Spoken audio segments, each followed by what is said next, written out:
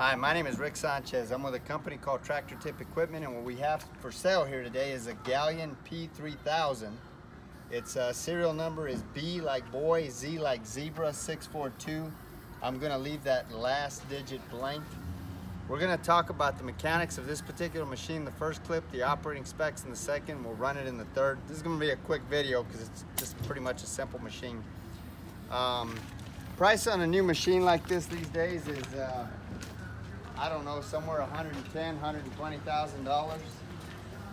As far as manufacturers go, Galion, has been around a long time. They're actually owned by Komatsu now. They were bought out by International Harvester, and then Komatsu bought out International. So, as far as the history of this unit goes, this machine, like almost all the machines we purchased, by the way, this is water from the spray bars. That's all it is it's just water. I'll even spray some on Chris to show you. He's allergic to oil. He's allergic to water too, I think it's soap. But as far as the history of this unit goes, this machine, like almost all the machines we purchase, is an original owner Dallas, Texas machine. I say that because we don't work in a corrosive environment. We're 300 miles from the ocean, and we're far enough south that the only salt we see is the salt on our kitchen tables. This machine, like almost all the machines, see, this is a Galion, but you can see dresser right here. We did not paint this machine, but there's dresser underneath there. It's a Galion dresser roller. So the way it works is Galion was the original manufacturer. Dresser bought out Galion. International Harvester bought out Dresser. And then Komatsu came and bought them out. So now they're owned by Komatsu. So that's the way that works. This particular roller had a conscientious maintenance manager that had an excellent maintenance program that rivals some of the best I've seen. We've been happy with all the machines that we purchased from these guys, and it should be said that before I purchase any machine, my mechanics, Chris Massengale, thoroughly inspects it, another mechanic pro. And then I go out and I inspect it before I write a check for it. This has got a Perkins engine on it. It's a 4.2. It's a 4-236. This machine is mechanically sound. There's no leaks on it. Everything works. It's got a little 2-speed transmission.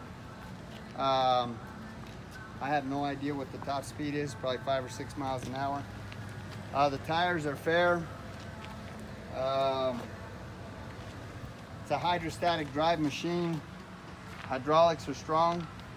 There's no cracks or welds. I mean, rollers tend to be, especially pneumatic rollers, I mean, they don't lend themselves to any kind of abuse, so they just last forever and ever and ever. So a 50-year-old roller is just as good as a brand new one. I mean, they're not going to get you any more compaction, and they last forever, so this is money well spent.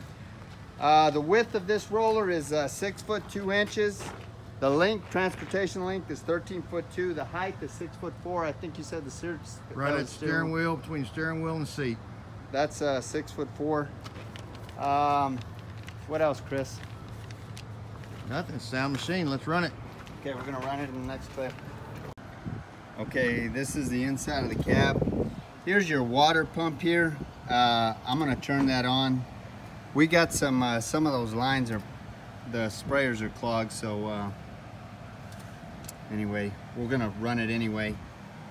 Here's your gauges and whatnot. The hour meter shows 5245. Here's your forward and reverse. What does this one on the side do, Chris? Which one, sir? This one over here. Oh, that's your high and low speed. I'm sorry. And then this is your brake here. Spray bar control over there, on and off. This is your spray bar control on and off. It's nice and fancy. These brakes do not work. To brake the machine, you've got to use your hand brake. So we're gonna look at the brakes, see if we can figure them out. But for right now, they do not work. But that hand brake will stop the machine with no problem. That's pretty much it. It's gonna start it.